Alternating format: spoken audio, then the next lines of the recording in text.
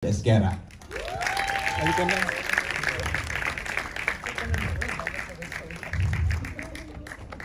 Ana? So we only have 20 minutes for the talkback session. So I'll go straight, no? I'll ask first while waiting for Sir Tio Lozada, Sir Erwin Fajardo, and Sir David Esquera. I'll go straight first dun sa after Huling Palabas, siguro kay Derek Ryan muna, after Huling Palabas and now we have Raging, no? From those two films, we have Small Town Stories, no? And with male, no? With males in the leading role, no? So what inspired you to come up with this particular story in your birth town ba to? Sibuyan, Romblon. Derek Ryan?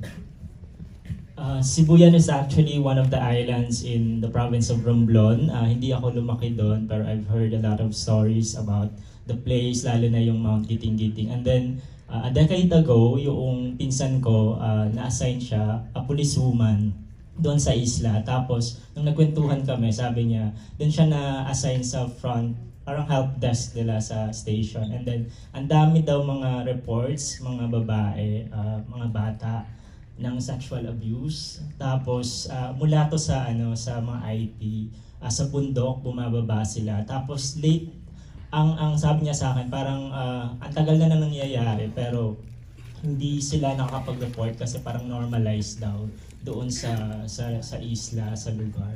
And then parang 2 years ago din parang nakarinig din ako or nakabasa ko ng balita sa isang isla din sa amin, no, sa Carabao Island, about young gay man na rape naman siya tapos hindi siya pinaniniwalaan.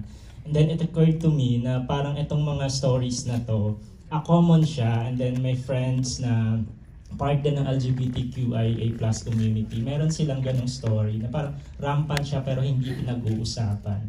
At parang normalized siya, alam ng mga tao pero hindi siya napag-uusapan. Kaya yun yung parang naging seed ko para dito sa project, and then all the abuse na nangyayari, and then yung illegal mining din na kasalukuyan din hinaharap ng Sibuyan. Parang nagko-connect na rin itong mga pang-aabuso. So parang doon na-develop din yung story sa katauhan ni Ellie bilang vessel nung yung character para siya yung magpakita nung iba't ibang uri ng abuse na nangyayari sa community na urgent, kailangan pag-usapan pero hindi siya ganun na nabibigyan ng boses or ng conversation. So, meron naman akong questions for for the cinematographer and the musical scorer, pero dahil wala pa sila, andyan na ba? Yeah. Is Sir Erwin Fajardo, a musical scorer? Okay, sige, yung question ko for the musical scorer, for Erwin, if you notice, meron yung folk song, no, na Dandansoy. And if you are familiar with the lyrics, more on saying goodbye to a loved one. Why did you make use of that particular folk song dito sa? The use of that was really from Direct Ride, no. I actually don't understand everything about it, no, but the details about it, but for me, it really works not just in the thematic way, but in the aesthetic sense. So parang because the theme is also longing, being alone, and also that's why also the interpretation is also, it feels very lonely. It's just a guitar and a very lonely voice, actually. So for me, I don't know the intricacies of like the theme, pero on the aesthetic sense, parang doon ako nag-stress po. Okay. So we'll zero in siguro sa acting, no, sa actors, no. So in here, Ellie has two friends, no. One is effeminate and one is parang lagi nakahubad. Lagi umiihi. Ihi ng ihi si Arjo. Tapos projecting a very kind demeanor, no, in the public. So how did you attack? Is that your interpretation or was that an instruction from Derek Ryan? Sige, let's start with Reynald, now who played Jepoy or Jopay. Yes. So for me,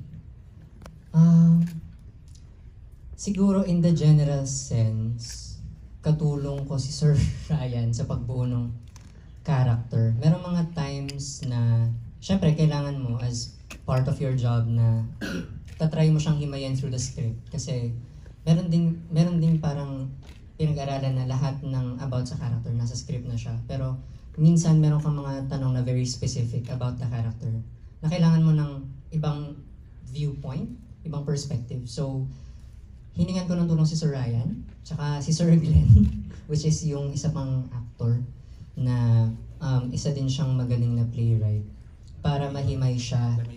Yes, siya yung mayor. Para mahimay yung character ko. And aside from her being effeminate, nagkaroon din kami ng pag-uusap ni Sir Ryan that the character doesn't see herself as male. She sees herself as a female person. She is female.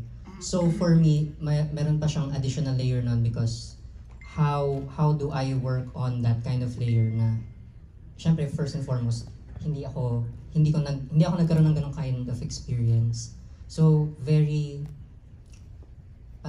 intricate siya for me para hindi ko siya mabigyan ng sarili kong perspective coming from just myself. So kailangan ko pa ng ibang tao para makita siya. So humingi din ako ng iba pang tulong aside from them na yung director ko before, si Ate Charm, para mahimay ko pa siya. I think very close ako dun sa character ni Jopay because of that, kasi first time kong gumawa ng character na wala siya sa sphere of being gay, of being masculine. Kaya puso. Feeling ko andun. You worked with siya. Direk Ryan before sa Virgin Lopez? Yes, Tama ba? I did. Ang character ko doon sa Ang Mga Puyong is Andoy. Yun din yung first na professional ko talaga na credit for acting. And gay yung character doon. So parang, since ayun nga, usually nasa queer spaces yung mga nagiging, mga nabibigay sa akin na character. This is the first time talaga na the character doesn't see herself as male. And since during that time then, I think hindi pa very prevalent yung sphere of knowledge sa LGBTQIA+. So, sa kanya, medyo binary lang ang nakikita niya. It's either male or female. And since hindi siya nag-identify as male sa paggawa ko sa character, she sees herself as female.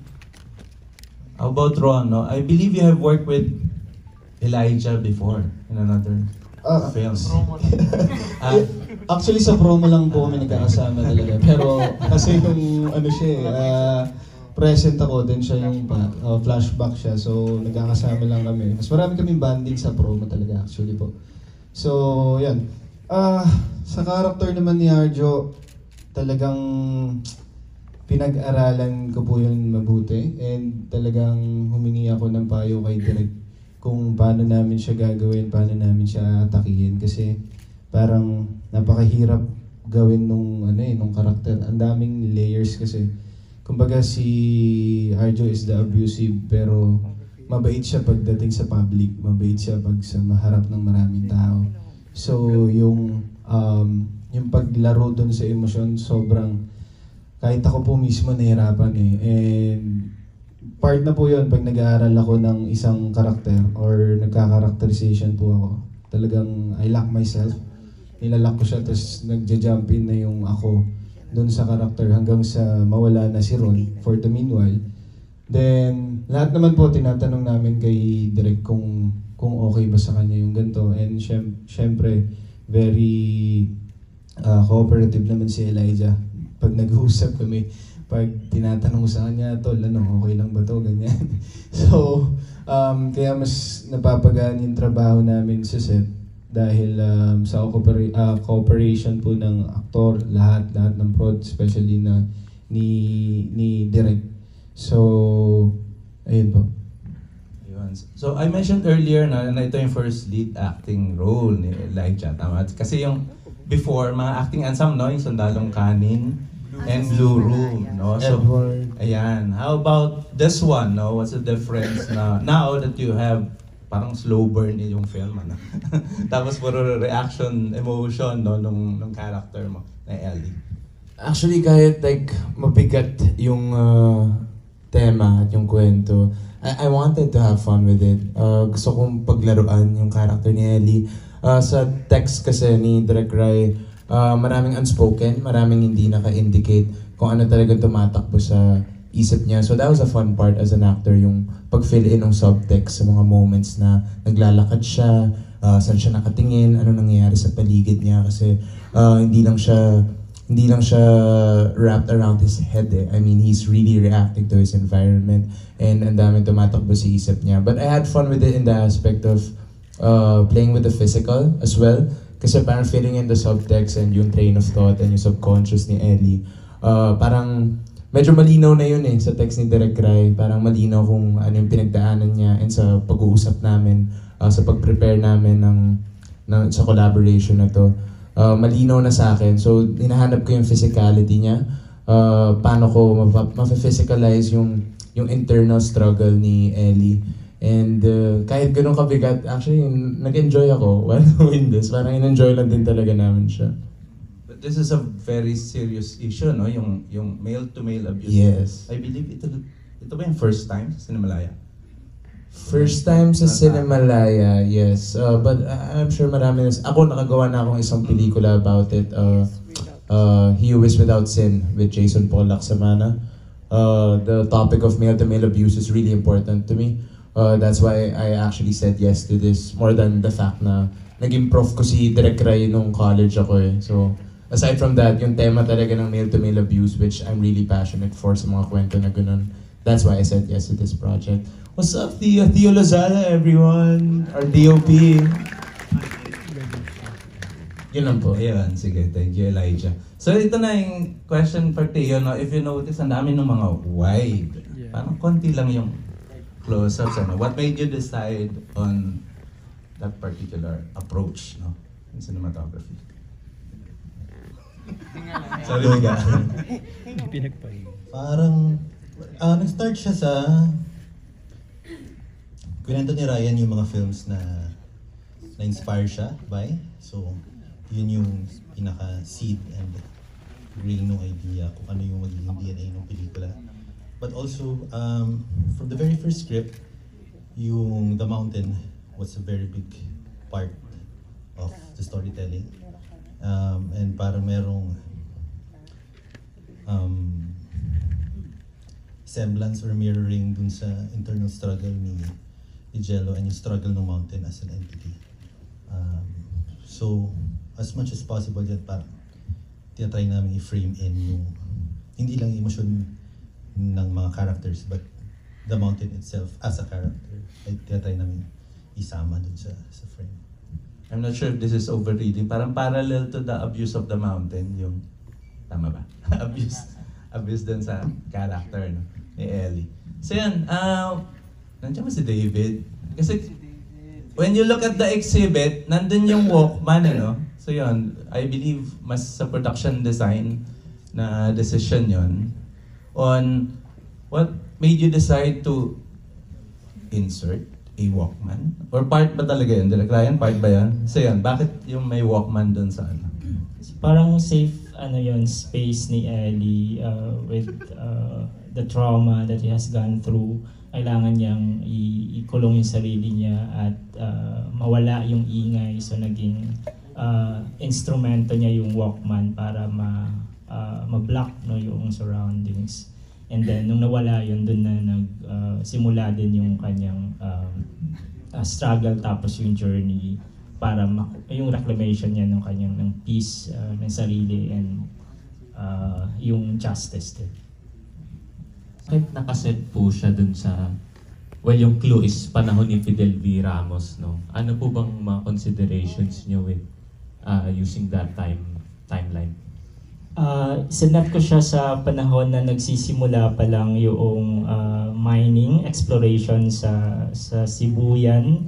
Kasi nagsimula siya nung 70s, tapos sumusulpot, nawawala, tapos parang nag-start siya nung nung 90s, mid-90s, kaya doon ko siya sinet din. Yung next question ko naman po is with regards sa Forest po. So na-mention na it's medyo naging character siya, no? Pero na-curious ako sa experience nyo with shooting in the forest, challenges in the forest. Tapos may two distinct scenes eh. May isang scene na parang bumubuga yung hangin towards Elijah. Parang, paano nyo na-execute yun? May malaki ba kayong electric pan sa gubat? Or, tapos yung scene din na nagrarambulan sa putik, parang how was that? Yung mga yung nature, nakakatuwa lang kasi nagko-cooperate siya dun sa ibang scenes namin. Katulad nung dulo, yung pag-fall ng leaves, hindi siya VFX, talagang lang siya right in time. Tapos 3 beses kasi namin siyang inulit. Tapos every time na magte-take kami, meron talaga siyang leaves na nahuhulog. Tapos yung yung pagbuga ng hangin. Kasi bagyo season kami nung pumunta. So talagang binabagyo kami, kaya nag-match din siya dun sa hinihingi ng exam. Experience nila.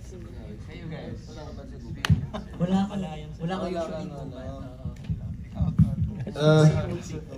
yung pinakamasaya doon yung ang lakas ng ulan, tapos pag tumigil pupunta na kami sa set, tapos bago kami mag-take lalakas na naman yung ulan, so babalik na naman kami, so mga ilang babalik-balik kami hanggang sa mga siguro 6 na balik, ayun, nakisama kahit papaano na nagawa naman namin kahit umuulan, no? Tito tayo, umuulan pa rin, no? So, yung mga cams kasi, so, iniingatan din na baka mabasa. Then, hindi kami dapat basahan ni Elijah doon sa scene na yun. Pero sobrang basang-basa na kami. So, nag-suggest kami kay Direk na, Direk, pwede bang, yung scene galing na lang kami sa Sapa. Para, so, yung pagiging creative, yung creative namin as an actor, lumalabas doon. Pero masaya siya, promise. First time ko makapasok sa gubat na sobrang tataas ng puno na parang pag iniwan mo ako doon, di na ako makakalabas. Yun nga, mahirap siya. Pero mahiwaga yung isla ng Sibuyan.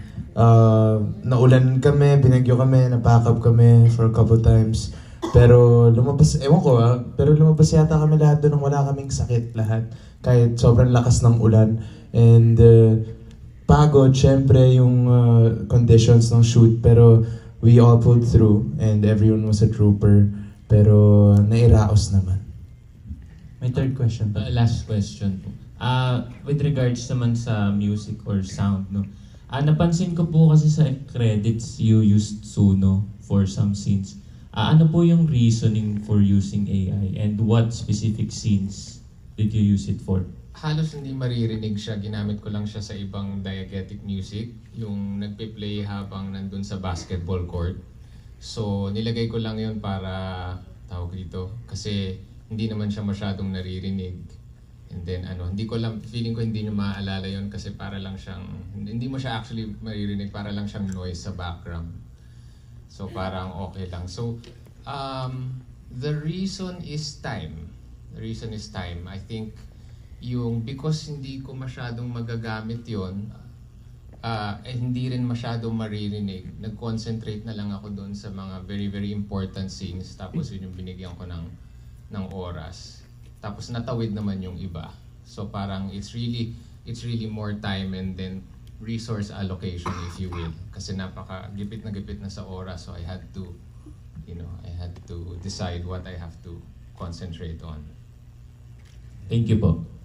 Si Jopay, yung naniniwala kay Ellie.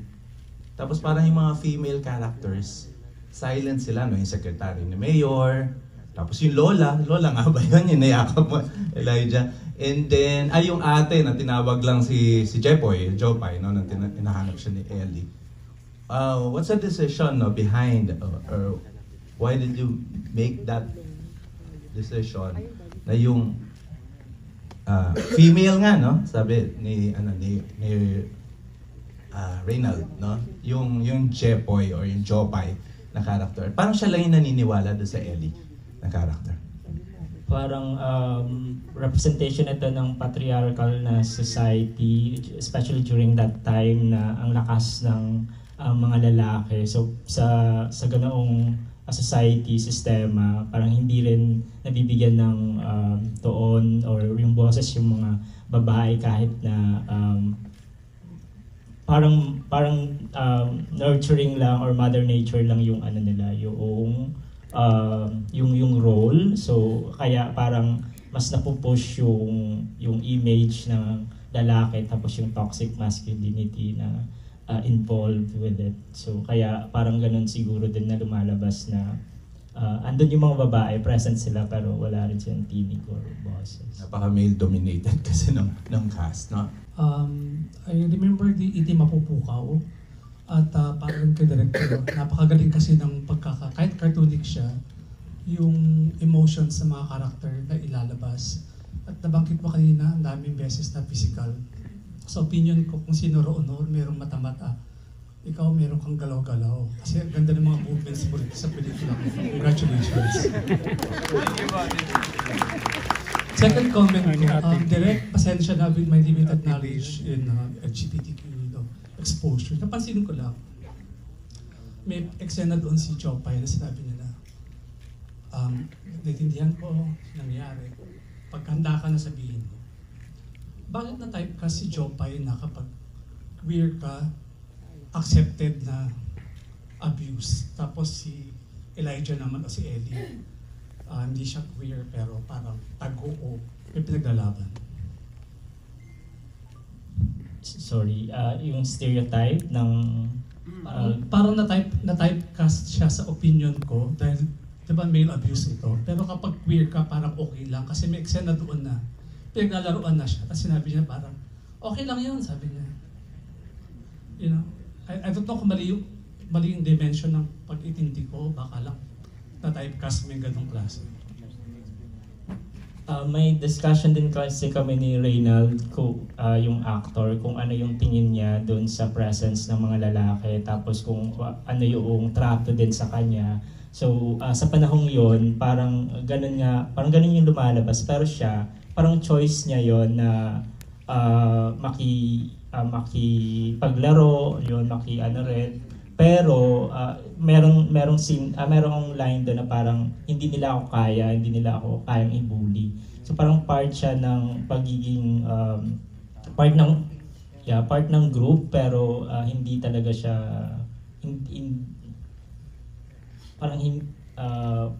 ang tawag dito, hindi nilalabanan niya yon at hindi siya parang okay lang doon.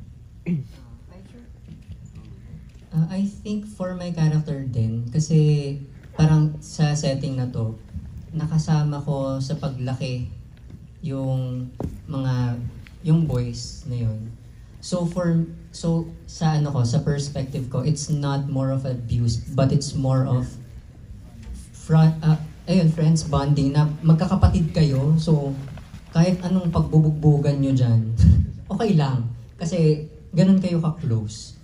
Hindi ko siya, sa the way that I read yung text tsaka yung character is empowered siya by herself, and kahit nagkakaroon ng mga ganong bugbugan, makipagbugbugan ako sa inyo kasi ganito tayo lumaki, and ganito yung naging environment natin na kaya natin gawin to sa isa't isa, but not necessarily being abused.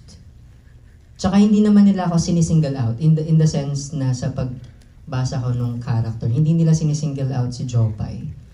It's more of ganun lang talaga sila lumaki.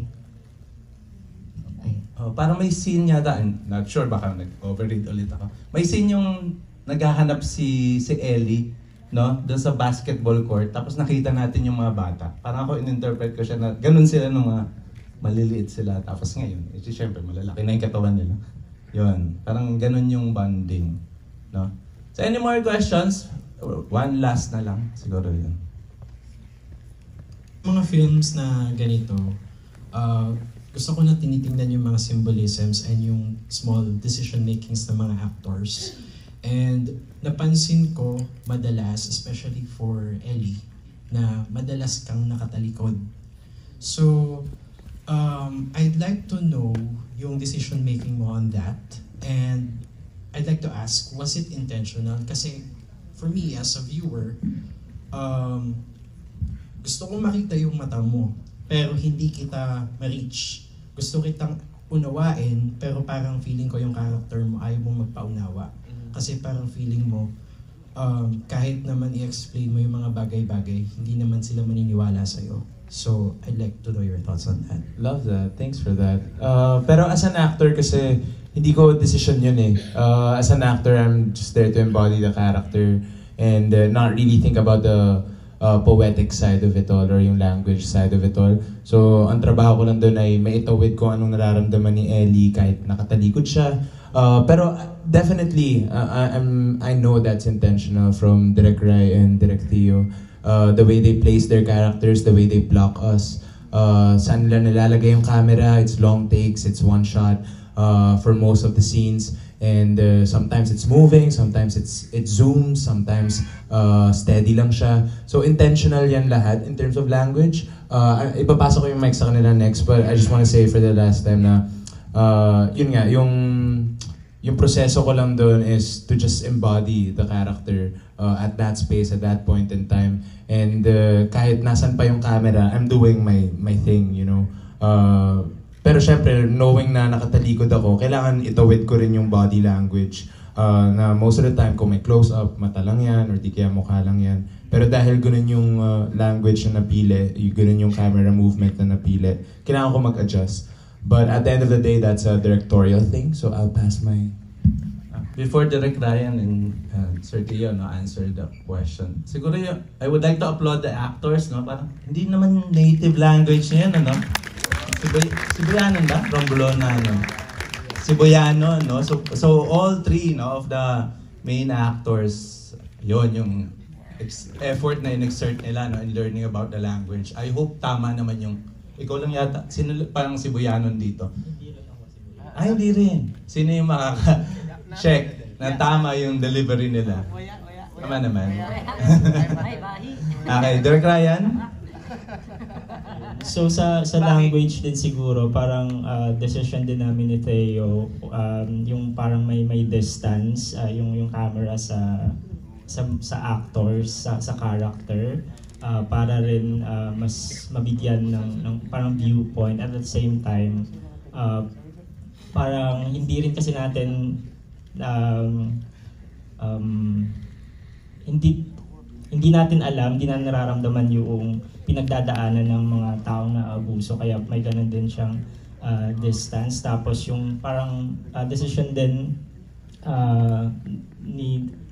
naging mentor ko rin kasi si Theo dito sa storytelling, pag yung coherence ng script, story, tapos yung decision nga dun sa camera movement and angle. So parang half-light lang din na parang hindi sigurado. Si Ellie din, sa sinasabi niya, credible ba tong character na to?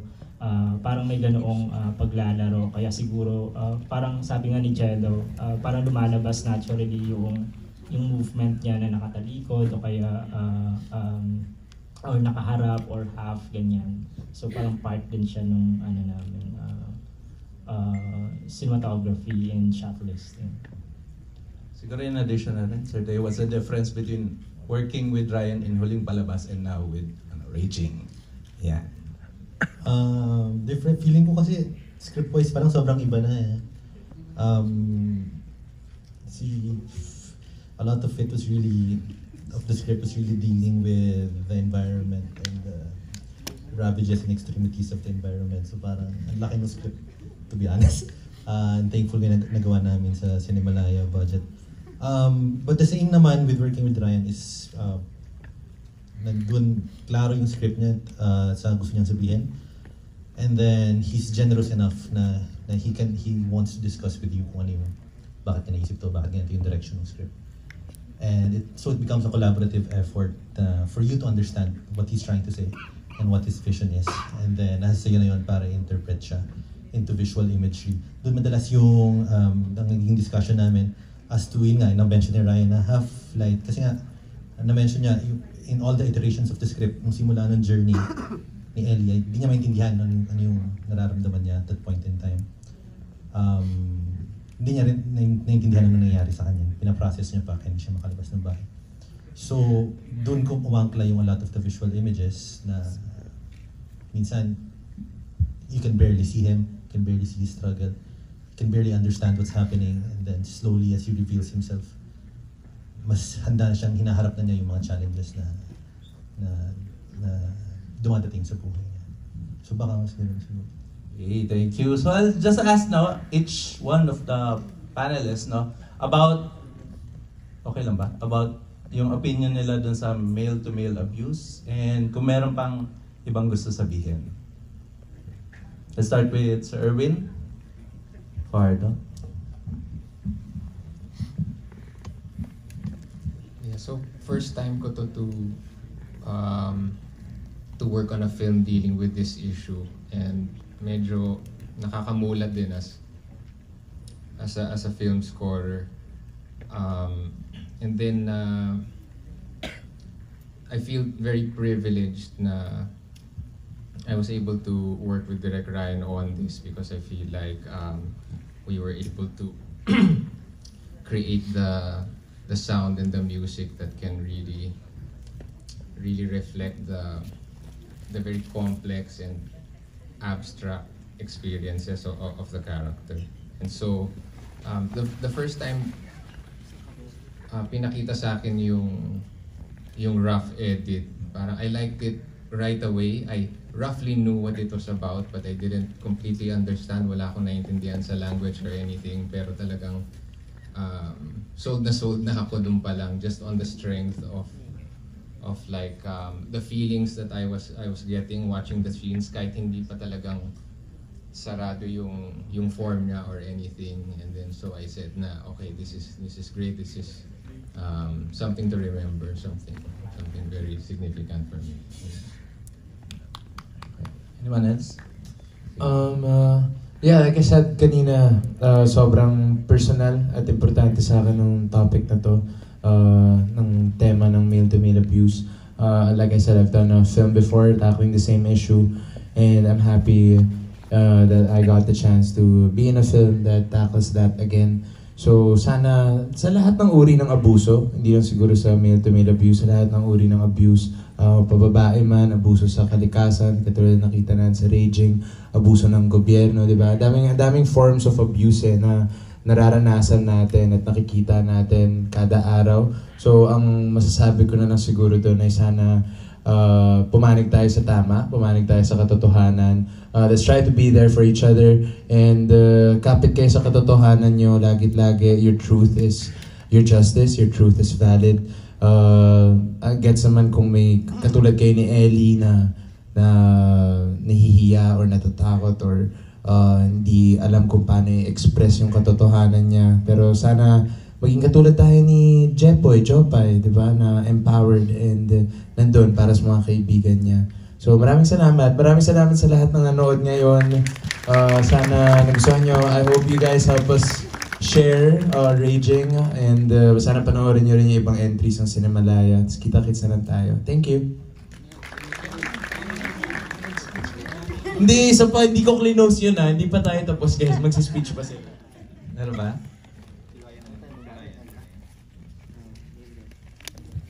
Direct. Sa yung uri din ng pang-aabuso, abused spaces kasi siya, naglalaro siya sa physical, landscape at emotional. Tapos ako din, meron ding parang ganong nangyari din. Tapos hindi ko alam na ano pala, pang-aabuso pala yun kasi sobrang bata ako pa. Tapos later ko lang na-realize na, shit, ano pala siya, abuse pala siya. And then, talking with my friends din, mga kababayan na marami din ganong uri ng karanasan. So sana mabuksan at magkaroon din ng parang agency yung mga naabuso na magsalita para makamit nila yung katotohanan at yung hustisya. Thank you very much to our panelists, Erwin Fajardo, Elijah Canlas, Ron Angeles, Reynald Santos, Direk Ryan Machado, Theo Lozada. Maraming salamat. No? Thank you very much for spending your afternoon with us. So support the other Cinemalaya films. Maraming salamat po.